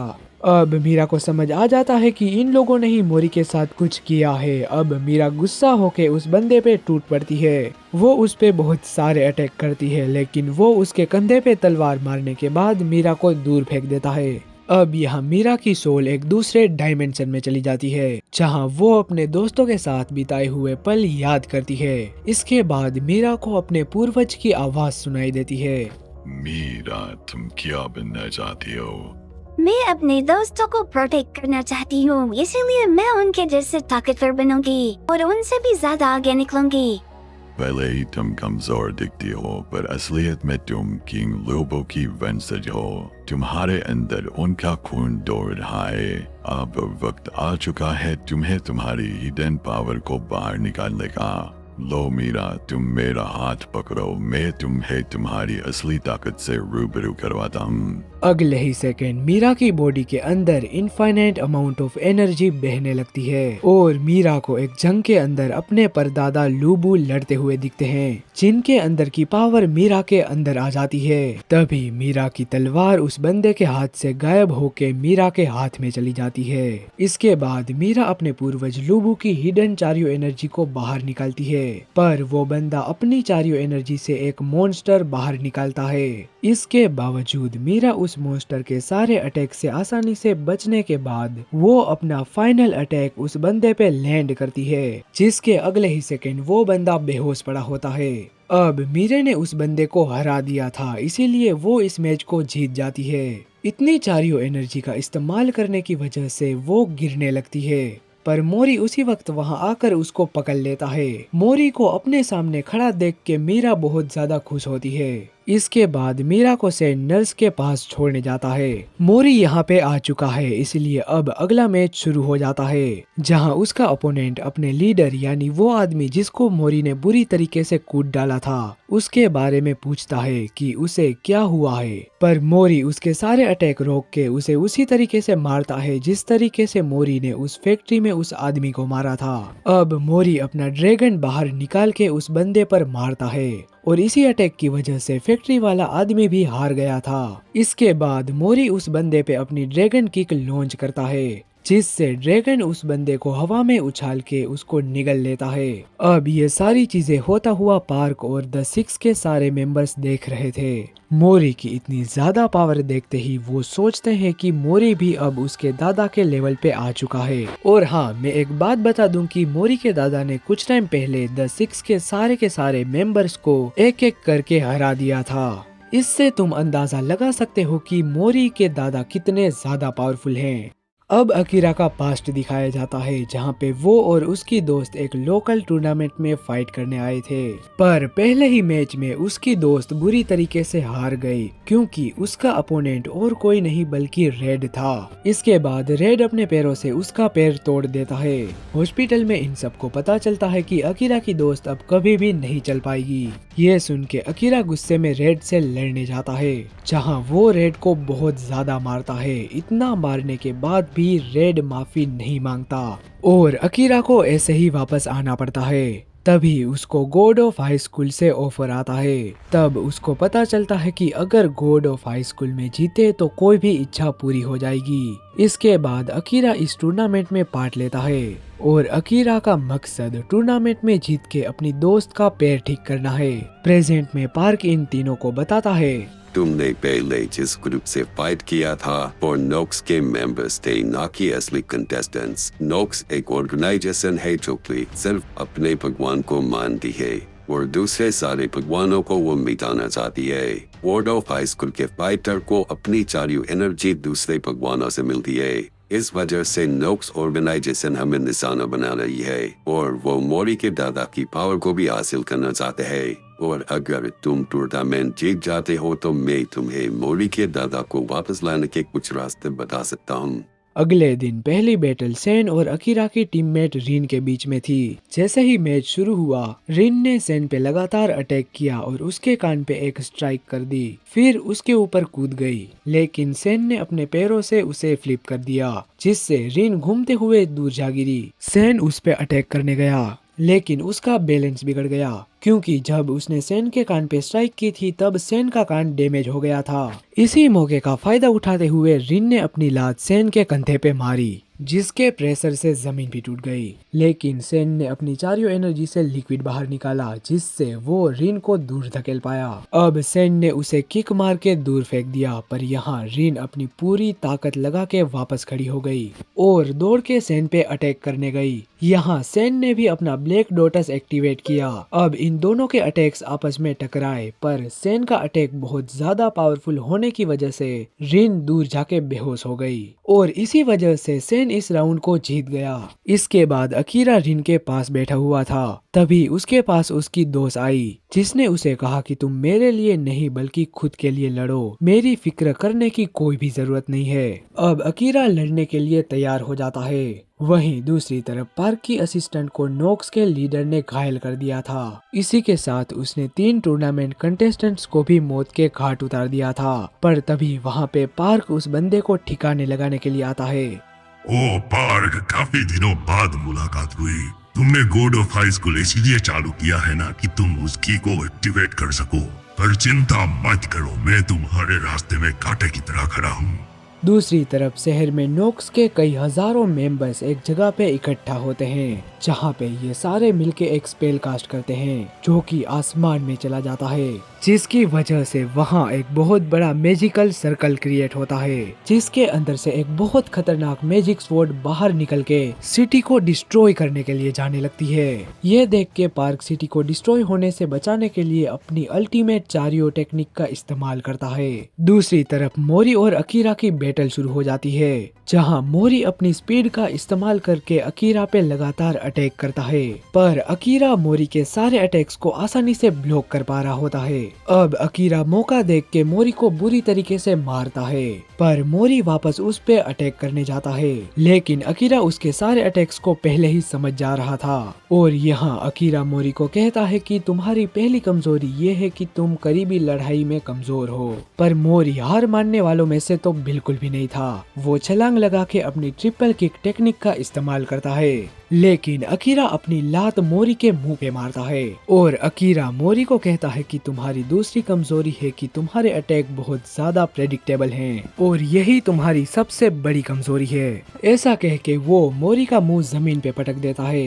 इसके बाद मोरी की एकदम सटक जाती है और वो अपने ब्लू ड्रैगन अकीरा पे फेंकता है, लेकिन अकीरा अपनी फ्लेम का इस्तेमाल करके मोरी के ड्रैगन अटैक को रोक देता है, जिसके टकराव से एक बहुत बड़ा ब्लास्ट होता है। ब्लास्ट का धुआं हटते ही मोरी अपने घुटनों के बल बैठने पर मजबूर हो जाता है। यहाँ अकीरा मोरी की तीसरी कमजोरी बताता है कि मोरी अपने मैजिकल अटैक्स का बहुत ज्यादा इस्तेमाल करता है। इसकी वजह से उसकी बॉडी पर बहुत ज्यादा प्रेशर पड़ता है, जिससे वो अपने फुल पोटेंशियल पे लड़ ही नहीं पाता। दूसरी तरफ पार्क अपनी पूरी पावर से उस तलवार को रोक रहा था, लेकिन नोक्स ऑर्गेनाइजेशन के सारे लोग एक मंत्र बोलते हैं जिससे वहाँ डार्कनेस गॉड की आंख निकल आती है। इस आंख की वजह से आसमान में नर्क का दरवाजा खुल जाता है और वहाँ से लिटरली में डार्कनेस गॉड बाहर निकलता है, जो यहाँ आते ही उस तलवार को पकड़ के शहर की तरफ धकेलने लगता है। ये होता हुआ देख के सारे कमिश्नर सदमे में चले जाते हैं। पार्क यहाँ अपनी पूरी ताकत लगा के उस तलवार को अपनी सील से रोकने की कोशिश कर रहा था। दूसरी तरफ टूर्नामेंट में अकीरा बिना ज्यादा मेहनत किए मोरी को मार रहा होता है। अकीरा उसे ये भी कह देता है कि तुम्हारे दादा बहुत पावरफुल थे, पर तुम तो निहायती कमजोर निकले, ऐसे तो तुम एक खटमल भी नहीं मार पाओगे। ऐसा कह के वो मोरी पे एक लात मारता है और वापस आके मोरी पे दूसरा अटैक करता है, पर मोरी मूनलाइट अटैक से उसको घायल कर देता है। यह देख के मीरा शॉक हो जाती है, क्योंकि मीरा कई साल मेहनत करने के बाद भी मूनलाइट टेक्निक को अच्छे से नहीं समझ पाई, लेकिन मोरी ने मीरा की टेक्निक को बस एक बार देख लेने से ही उसको सीख लिया। अब मोरी मूनलाइट स्वॉर्ड सेकंड फॉर्म का इस्तेमाल करके अकीरा का खून निकाल देता है और उसे कहता है कि पहली कमजोरी का तोड़ मैंने निकाल लिया है, पर फिर भी अकीरा उस पे वापस अटैक करने आता है, पर मोरी इस बार ब्लैक डॉटस का इस्तेमाल करता है। अरे इसने मेरी टेक्निक भी कॉपी कर ली। मोरी ने ब्लैक डॉटस की वजह से उसकी दूसरी कमजोरी का भी तोड़ निकाल लिया है। अब वो अपनी तीसरी कमजोरी के बारे में सोचते हुए अकीरा पे वापस अटैक कर देता है। इसके बाद मोरी अपनी पूरी ताकत लगा के अकीरा पे लगातार वार करने लगता है, पर अकीरा फिर भी उसे कहता है कि तुम इससे भी बेहतर बन सकते हो। इसके बाद इन दोनों के अटैक्स आपस में टकराते हैं। तभी अकीरा के टीममेट को रियलाइज होता है कि अकीरा मोरी को लड़ना सिखा रहा है। अब मोरी अपनी blue dragon Tempest technique Akira पे इस्तेमाल करता है। अकीरा उसका अटैक रोकने के लिए अपना हेल फायर बाहर निकालता है, पर इस बार मोरी का अटैक अकीरा की टेक्निक पे भारी पड़ता है। दूसरी तरफ द सिक्स का एक मेंबर तोशी अपने हथियार के साथ खड़ा था। वो यहाँ पे डार्कनेस गॉड को रोकने आया है। तभी उसके साथी ढोल नगारे बजाने लगते हैं। तोशी अपने सारे हथियार बाहर निकालता है और एक मैजिकल पोर्टल ओपन करता है। अब वो उन सारे हथियारों से पोर्टल पर वार करता है। दूसरी साइड से एक मैजिकल एनर्जी निकलती है और सीधा उस तलवार पे लगती है। तोशी उस तलवार को रोकने की पूरी कोशिश कर रहा था। शहर में सारे कमिश्नर भी अपनी पूरी ताकत लगाकर नोक्स के सारे मेंबर्स को मार रहे थे, ये उम्मीद करते हुए कि इससे वो शहर को बचा सकेंगे। यहाँ तोशी उस पोर्टल में एक स्पेल भेजता है, जिससे उस पोर्टल में से कई सारे हाथ बाहर निकल के उस तलवार को पकड़ लेते हैं और उस तलवार में क्रैक आ जाता है। पर डार्कनेस गॉड उस तलवार पे बहुत ज्यादा फोर्स डालने लगता है, यहाँ पार्क बहुत कमजोर पड़ चुका था और सारे कमिश्नर भी अपनी पूरी ताकत लगा के नोक्स के सारे मेंबर्स को मौत के घाट उतार रहे थे। तब तोशी एक मास्क पहन के उस पोर्टल में से बाहर निकलता है। इस बार अब वो अपने मॉन्स्टर फॉर्म में कन्वर्ट हो गया होता है। अब तोशी अपने नुकीले दांतों से उस तलवार को काटने लगता है। इस वक्त उसके फॉलोवर भी अपनी पूरी ताकत लगा के म्यूजिक बजा रहे होते हैं और जैसे ही म्यूजिक बंद होता है तब वो तलवार पूरी तरीके से टूट जाती है। डार्कनेस गॉड के साथ उसकी तलवार भी वापस नर्क में चली जाती है। ये देख के पार्क राहत की सांस लेता है। यहाँ खतरा पूरी तरीके से टल गया होता है। इसी वक्त मोरी ने अकीरा को बुरी तरीके से हरा दिया होता है। तभी अकीरा अपने पास्ट को याद करता है जहाँ मोरी के दादा ने उसे कहा था कि मोरी जब बड़ा हो जाएगा तब प्लीज तुम उसे कुछ टेक्निक सिखा देना। अकीरा इस खुशियों से भरी हुई याद को अभी तक नहीं भूला होता और प्रेजेंट में वो मोरी के बारे में सोचता है कि वो अपने दादा की ही तरह कितना पावरफुल बन चुका है। अब अकीरा की स्पिरिट स्पिरिचुअल वर्ल्ड में चली जाती है जहाँ पे 9 टेल फॉक्स आकर अपनी पूरी पावर अकीरा के अंदर डाल देता है जिससे अकीरा की बॉडी अपने आप उठ जाती है और उसके अंदर से बहुत खतरनाक एनर्जी फ्लो करने लगती है। तभी पार्क को दूर खड़े ही टूर्नामेंट के अंदर बहुत खतरनाक एनर्जी महसूस हो जाती है। नोक्स के लीडर को समझ आ जाता है कि अकीरा के अंदर वो की एक्टिवेट हो चुकी है। अब हमें 9 टेल फॉक्स की स्टोरी दिखाई जाती है जहां प्राचीन काल में वो फॉक्स बहुत ज्यादा पावरफुल होने की वजह से उसे भगवान का गार्डियन बना दिया गया। पर वो फॉक्स इतना ज्यादा पावरफुल था कि खुद भगवान भी उससे डरने लगे और भगवान ने उस फॉक्स को मारने का फैसला किया। इस धोखे से उस फॉक्स ने गुस्सा होकर आधा स्वर्ग उड़ा दिया और धरती पे आकर गहरी नींद में सो गया। अब उस 9 टेल फॉक्स की सारी पावर अकीरा के अंदर आ चुकी थी। उसके अंदर से इतनी ज्यादा खतरनाक एनर्जी निकल रही थी कि उस टूर्नामेंट में मौजूद सारे लोगों की बॉडी कांपने लगी। रेड को भी ये एनर्जी महसूस हो रही थी। दूसरी तरफ नोक्स का लीडर फैसला करता है कि वो अब भगवान को नीचे लाने वाली चाबी को खत्म कर देगा। मोरी यहाँ अकीरा की पावर देख के बिल्कुल भी नहीं घबराता है और बहुत स्पीड में अकीरा के पास आके पंच करने लगता है। पर अकीरा के आसपास इनविजिबल बैरियर था। अब अकीरा अपना एंशिएंट स्पेल कास्ट करता है जिससे उसकी स्पीड बहुत ज्यादा बढ़ जाती है। अकीरा मोरी पे लात मार के उसे आसमान में उड़ा देता है और तब तक मारता है जब तक मोरी वापस नीचे नहीं आ जाता। लेकिन इसके बाद भी मोरी गिव अप नहीं करता और अकीरा पे वापस अटैक करने जाता है। पर इस बार अकीरा उसके अटैक करने से पहले ही टेलीपोर्ट हो गया था। अब मोरी अपनी ब्लू ड्रैगन टेक्निक अकीरा पे मारता है लेकिन अकीरा पूरी स्पीड में आकर मोरी के पेट पे एक बहुत खतरनाक पंच मारता है जिसकी वजह से मोरी जमीन में गिर जाता है। इस वक्त मोरी को समझ आ जाता है कि अकीरा अब बहुत ज्यादा पावरफुल बन चुका है। अब मोरी वापस अकीरा की तरफ दौड़ता है लेकिन इस बार अकीरा अपनी आग से भेड़िए बनाता है पर मोरी लात मार के उन दोनों को खत्म कर देता है। अब मोरी लगातार अकीरा पे अपने घुसे और लात मारने लगता है। इन दोनों को देखकर ऐसा लग रहा था कि ये दोनों ही पावर के मामले में सेम लेवल पर हैं। इसके बाद अकीरा अपना फ्लेम पंच मोरी पे मार के उसे दूर कर देता है। फिर अकीरा गहरी सांस लेकर मोरी के दादा को याद करके अपना फाइनल अटैक करने के लिए रेडी होता है। इसके तुरंत बाद वो दोनों अपनी अपनी टेक्निक एक दूसरे पे इस्तेमाल करते हैं जिसकी वजह से टूर्नामेंट में आग का तूफान आ जाता है। तूफान के बीच में अकीरा कई आग के भेड़िए बनाकर मोरी पे हमला कर देता है पर इस वक्त मोरी को अपने पास्ट की कुछ मेमोरीज याद आती हैं और तभी मोरी के अंदर एक बहुत खतरनाक पावर एक्टिवेट हो जाती है। अगले ही सेकंड रिंग के अंदर एक वाइट एनर्जी का गुब्बारा बन जाता है और मोरी की एनर्जी से अकीरा के सारे भेड़िए भी गायब हो जाते हैं। वो लाइट इतनी ज्यादा तेज थी कि अकीरा को कुछ दिखाई ही नहीं दे रहा था। मोरी की वाइट एनर्जी से टूर्नामेंट की छत भी पूरी तरीके से नष्ट हो गई थी और रिंग के अंदर मोरी और अकीरा आमने सामने खड़े थे। अकीरा मोरी की इतनी ज्यादा पावर देखते ही वो अपने हजारों फ्लेम वुल्फ बाहर निकालता है लेकिन मोरी यहाँ अपना इनविजिबल वेपन हाथ में पकड़ता है और सिर्फ एक ही पावरफुल पंच से वो बहुत बड़ा भवंडर बना देता है जिसकी वजह से अकीरा के सारे हमले फेल हो जाते हैं और अकीरा खुद उस भवंडर में घूमते हुए आसमान में पहुंच जाता है। आसमान में भगवान का हाथ आकर अकीरा को वापस टूर्नामेंट में पटक देता है। इसके बाद अकीरा वापस उठ ही नहीं पाता। इस वजह से मोरी इस टूर्नामेंट को जीत जाता है। इसके अलावा 9 टेल फॉक्स भी डीएक्टिवेट हो गया होता है।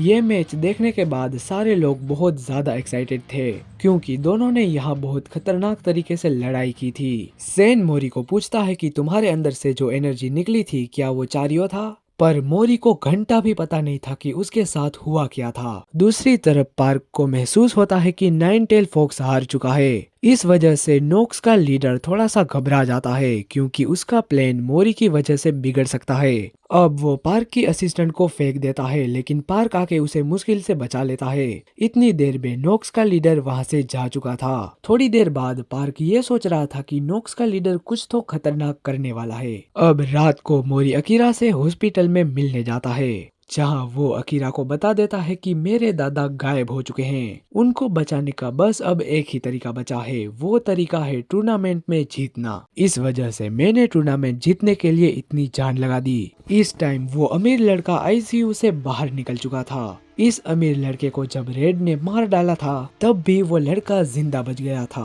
अब वो अपने सामने रेड को देखते ही उस पे बहुत खतरनाक इलेक्ट्रिक शॉक मारता है, पर रेड के नुकीले वेपन उसके अंदर घुस जाते हैं। इससे गुस्सा होके वो लड़का वापस लाइटनिंग इस्तेमाल करता है, लेकिन रेड लाइटनिंग से आसानी से बच जाता है। इस वक्त उस लड़के की मेड वहाँ पे आ गई, जिसे देख के रेड को एक परफेक्ट मौका लगा और वो उस मेड को लड़के की तरफ धकेल के दोनों के पेट में अपना नुकीला वेपन अंदर तक घुसा देता है। अपने मास्टर को मरता हुआ देख के वो अपनी सारी पावर उसको देने लगती है। दूसरी तरफ अकीरा और उसके टीम मेंबर्स आपस में बात कर रहे थे।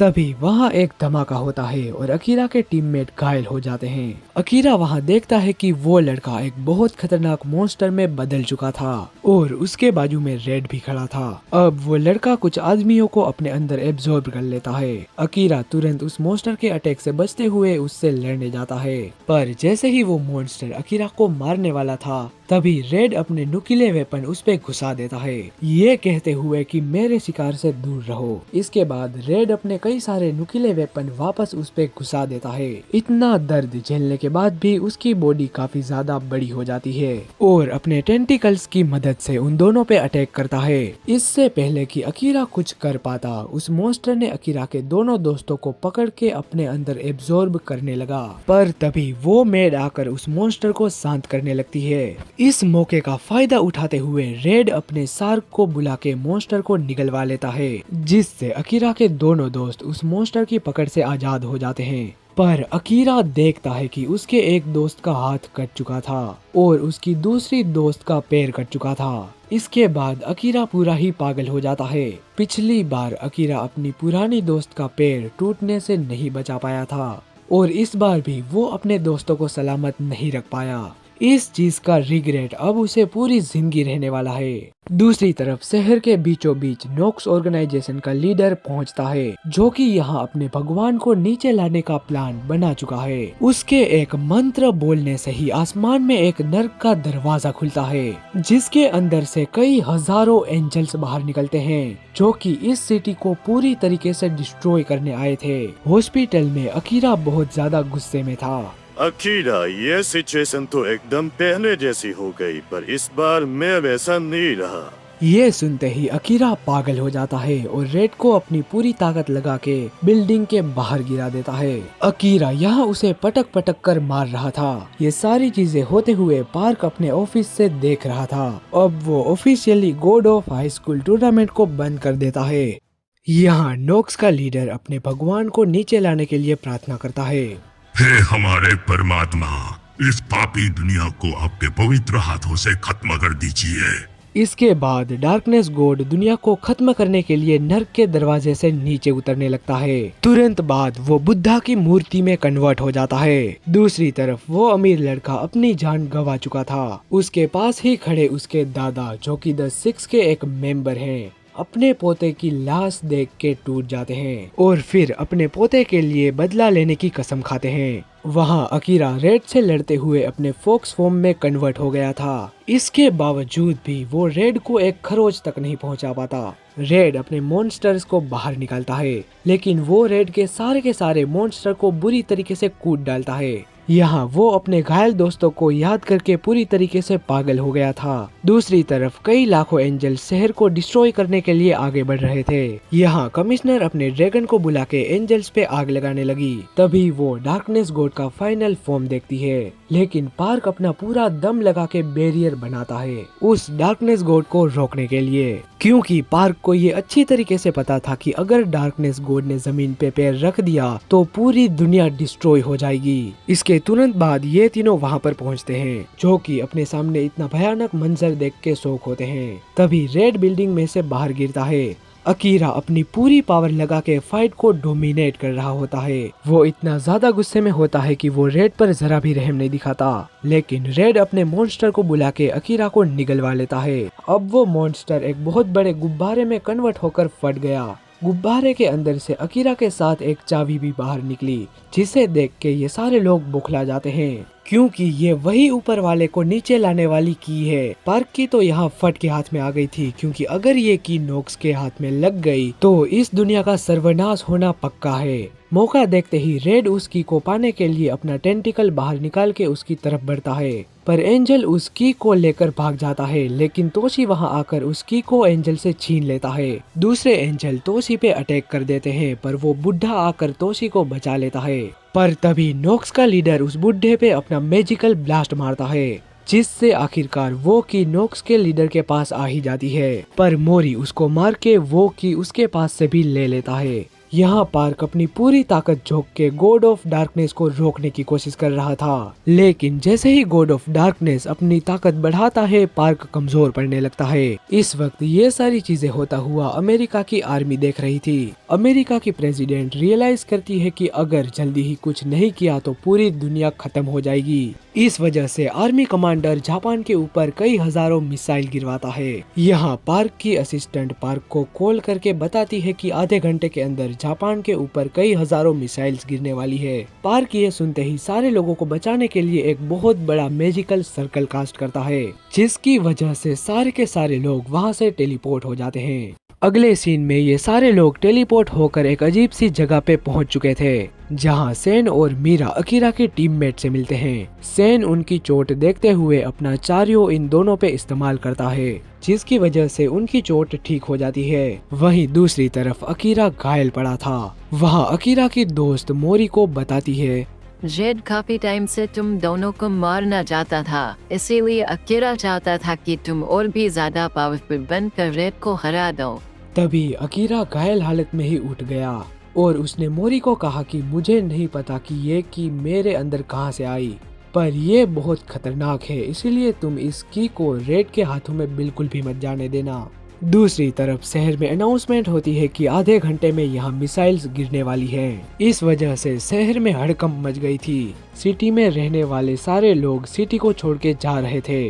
वहाँ कमिश्नर और उसका ड्रैगन मिलकर कई एंजल्स को मार देते हैं, पर आखिर में उसका ड्रैगन कमजोर पड़ने के कारण नीचे गिर जाता है और कमिश्नर को एंजल से बचने के लिए वहां से भागना पड़ता है। वहां पे दूसरे कमिश्नर भी शहर को एंजल से बचा रहे थे। इस वक्त यहाँ रेड ने सेन और मीरा को ढूंढ लिया था। वो इन दोनों से की मांगता है, पर वो दोनों देने से साफ मना कर देते हैं। ये सुनते ही रेड अपना डीमन मॉन्स्टर को समन करता है। मीरे और सेन भी अपना अपना चार्यो एक्टिवेट कर लेते हैं। कुछ देर बाद इन दोनों को ढूंढते हुए मोरी वहां पर पहुंचता है, जहां वो देखता है कि मीरा और सेन को रेड ने बुरी तरीके से घायल कर दिया था। मोरी रेड से पूछता है कि तुम ये सब क्यों कर रहे हो, जिसके जवाब में वो बोलता है कि तुम सारे लोग लूजर्स हो, मैं एक ही हूँ जो परफेक्ट विनर बनने वाला है। उसकी के मिलने से ही सब मेरा हो जाएगा। मोरी, मैं बस एक बार कहूँगा, वो की मुझे दे दो। दूसरी तरफ शहर में सारे लोग अपनी जान बचाने के लिए भाग रहे थे। यहाँ पार्क अपना पूरा दम लगा के डार्कनेस गॉड को रोक रहा था, पर नोक्स का लीडर उसे मारने के लिए एनर्जी बीम रेडी करता है, लेकिन द सिक्स के दो लोग आकर उसे बचा लेते हैं। इसके बाद तोशी भी अपनी पूरी पावर लगा के डार्कनेस गॉड को रोकने में मदद करता है। इतनी कोशिश के बावजूद भी डार्कनेस गॉड उनके बैरियर को तोड़ डालता है। अब डार्कनेस गॉड सिटी की तरफ आने लगता है, पर तभी एक ग्रीन एनर्जी पूरे शहर में फैल जाती है, जिसकी वजह से शहर के लोग गायब हो जाते हैं। दूसरी तरफ मोरी रेड से फाइट कर रहा था, जहां मोरी रेड से बुरी तरीके से मार खा रहा था। तभी वो अपनी ब्लू ड्रैगन किक रेड पर लॉन्च करता है, लेकिन इसका भी कोई फायदा नहीं होता। दूसरी तरफ शहर में जितने भी लोग थे वो सारे के सारे एक दूसरी जगह पे टेलीपोर्ट हो गए थे, जहां सारे कमिश्नर भी टेलीपोर्ट हो गए थे। द सिक्स का एक मेंबर समझ जाता है कि इतनी खतरनाक पावर तो सिर्फ एक इंसान की ही हो सकती है। अब शहर के लोग अपने सामने कई मिसाइल्स को शहर की तरफ आता हुआ देखते हैं। दूसरी तरफ नोक्स के लीडर के सामने एक इंसान आ जाता है जो कि द सिक्स का सबसे स्ट्रॉन्गेस्ट मेंबर है और उस अमीर लड़के का दादा भी। वो अपनी छड़ी से एक मैजिक कास्ट करता है जिसकी वजह से शहर में आ रही सारी मिसाइल्स पूरी तरीके से डिस्ट्रॉय हो जाती है और एक बड़ा सा पत्थर डार्कनेस गॉड पर जा गिरता है। अब जेसन अपना दूसरा मैजिक स्पेल कास्ट करता है जिससे एक पोर्टल में से एस्ट्रॉइड बाहर निकलता है जो उस पत्थर को आगे धकेलने लगता है। इसके प्रेशर से बैरियर टूट जाता है और एस्ट्रॉइड सीधा डार्कनेस गॉड पे टकराता है। इससे इतना ज्यादा प्रेशर क्रिएट होता है कि शहर में बहुत बड़ा धमाका हो जाता है और पूरा शहर पूरी तरीके से डिस्ट्रॉय हो जाता है। दूसरी तरफ मोरी रेड से लड़ाई कर रहा था पर अचानक असली दुनिया में वो टेलीपोर्ट हो जाता है, जहां आते ही वो बिल्कुल शॉक हो जाता है क्योंकि उसके सामने डार्कनेस गॉड पड़ा हुआ था। यहाँ जेसन इतनी ज्यादा पावर इस्तेमाल करने की वजह से बेहोश हो जाता है। अब रेड अपने टेंटिकल्स से मोरी को पकड़ लेता है। सैन मोरी को बचाने जाता है पर रेड उसके सामने अपने मॉन्स्टर खड़े कर देता है। अब आखिरकार रेड मोरी से वो की अपने हाथों में ले लेता है। वो की मिलते ही रेड अपने पेट में घुसा लेता है जिसकी वजह से उसे बहुत ज्यादा दर्द होता है, पर अगले ही सेकंड वो एक बच्चे में बदल जाता है। इसके बाद उसकी बॉडी अचानक से बड़ी हो जाती है और वो एक बहुत खतरनाक डीमन गॉड में ट्रांसफॉर्म हो जाता है।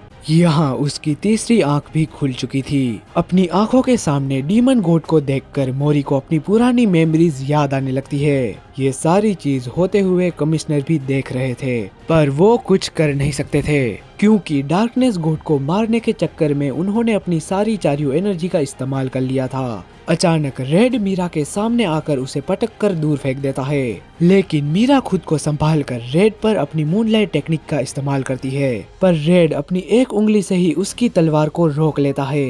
सैन भी उसे रोकने जाता है पर रेड एक भवंडर बनाकर उसे भी उड़ा देता है। मोरी पीछे से उसकी तरफ आता है पर रेड उसे हवा में ही रोक लेता है। ऊपर वाले के खिलाफ अगर तुम जाओगे तो तुम्हें बस दर्दनाक मौत ही मिलेगी। यहाँ मोरी को याद आता है कि रेड ने उसके दोस्तों को बहुत नुकसान पहुंचाया है। ये याद करते ही मोरी रेड को मारने की कसम खा लेता है और अपनी बॉडी के एक्यूपंक्चर पॉइंट्स को दबा देता है। ये टेक्निक को उस बुढ़े ने मोरी को सिखाई थी, जहाँ उसने कहा था कि मेरी एक्यूपंक्चर टेक्निक से बहुत ज्यादा पावर मिलेगी, पर अगर ज्यादा एक्यूपंक्चर पॉइंट्स को दबा दिया तो मौत भी हो सकती है। यहाँ मोरी अपना पूरा दम लगा के रेड से लड़ने लगता है पर मोरी रेड को टच तक नहीं कर पाता। आखिर में मोरी को बचाने के लिए सैन और मीरा को ही आना पड़ता है।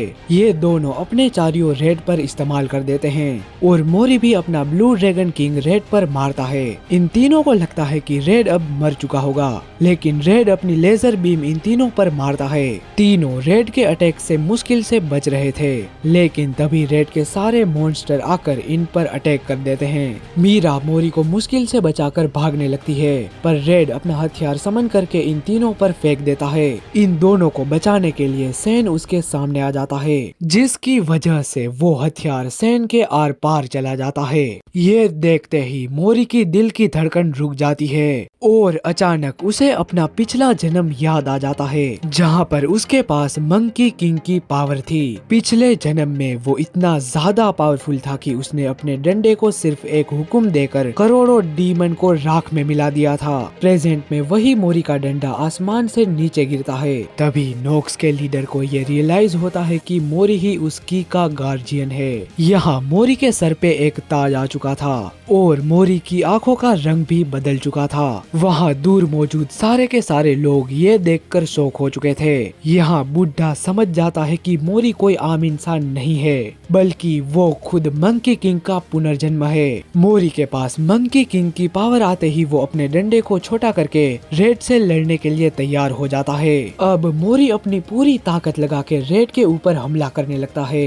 इन दोनों को फाइट करता हुआ देख के ऐसा लग रहा था कि दोनों इक्वली पावरफुल हैं, लेकिन रेड अपने मॉन्स्टर को समन कर लेता है, पर इस बार मोरी के पास उसका डंडा था, इसीलिए वो उस मॉन्स्टर को अपने डंडे से बहुत खतरनाक तरीके से मारता है और आखिरी वाले मॉन्स्टर की तो खोपड़ी ही तोड़ देता है। अब मोरी वापस से रेड के साथ लड़ने लगता है, पर रेड मोरी को पंच मार के नीचे गिरा देता है, लेकिन मोरी अपना डंडा उठा के रेड को बहुत गंदी तरीके से मारने लगता है। रेड अपनी सुपरसोनिक स्पीड का इस्तेमाल करके मोरी को ग्राउंड पर धकेलने लगता है। मैंने कहा था ना बच्चे, तुम मुझसे नहीं जीत सकते। लेकिन मोरी अपना डंडा उसके पेट पर रख के डंडे को बढ़ा कर देता है, जिससे रेड पूरी स्पीड में आसमान में जाने लगता है। तभी मोरी उसके पास आकर बहुत खतरनाक पंच उस पर मारता है। पंच की वजह से वो आसमान में और भी ऊपर जाने लगता है। रेड ने जितने भी लोगों को चोट पहुंचाई थी, उन सारे लोगों का बदला लेते हुए मोरी रेड को बहुत बुरी तरीके से कूद डालता है और मोरी रेड के ऊपर अपना फाइनल अटैक भी लॉन्च कर देता है, जिसकी वजह से रेड बुरी तरीके से घायल हो जाता है। लेकिन रेड को पास्ट की मेमोरी याद आती है, जिसको याद करके रेड गुस्सा होकर वापस उठ जाता है।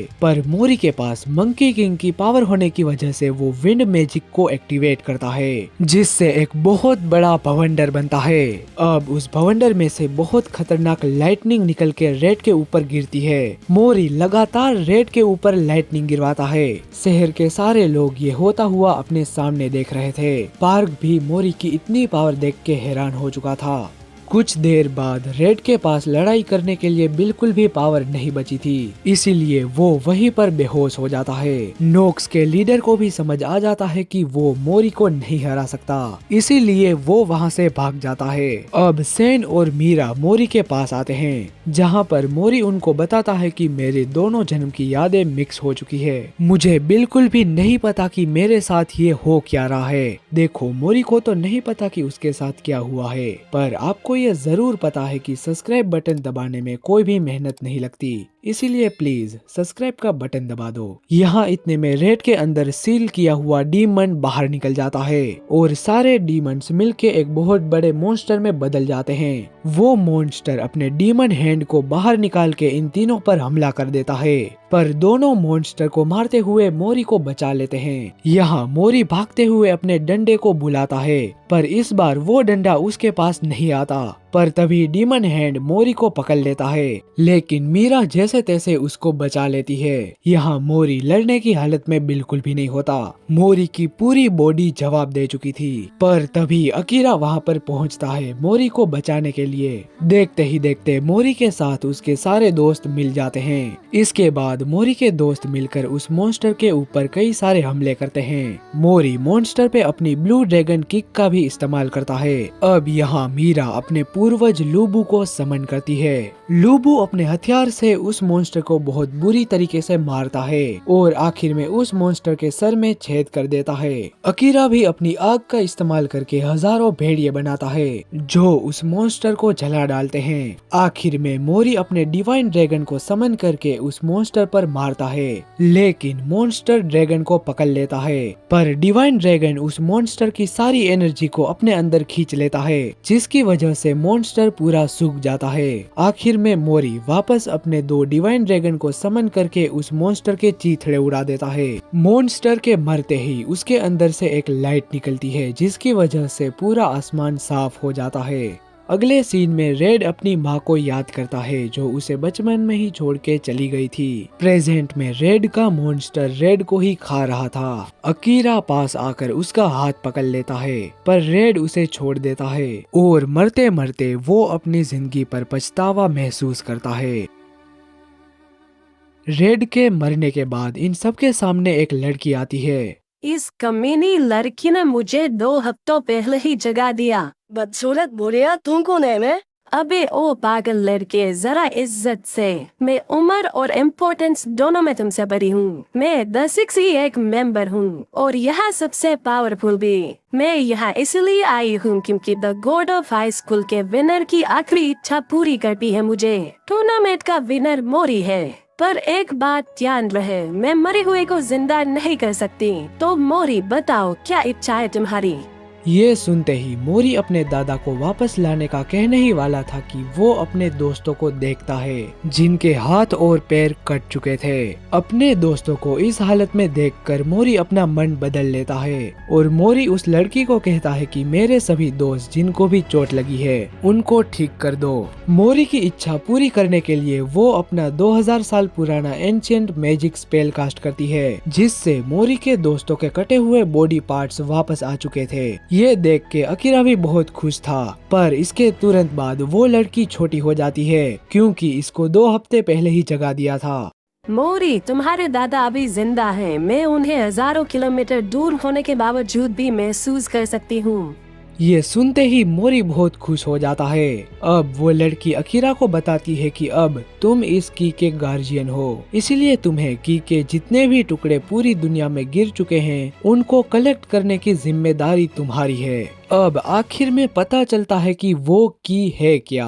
वो की असल में एक ऐसा एंशिएंट वेपन है जिसकी मदद से इंसान भगवान तक को मार सकता है। नोक्स ऑर्गेनाइजेशन उस की को हासिल करके अपने भगवान के अलावा जितने भी भगवान एग्जिस्ट करते हैं उन सभी को मारना चाहती थी। 3 महीने बाद मोरी उठकर देखता है कि उसके दोनों दोस्त उसके अपार्टमेंट में खाना बना रहे थे। खाना बनाने के बाद वो तीनों छत पर जाकर खाना ठूसने लगते हैं। मीरा मोरी को अकीरा के बारे में बताती है जो कि पूरी दुनिया में घूमते हुए उस की के टुकड़े को इकट्ठा कर रहा है।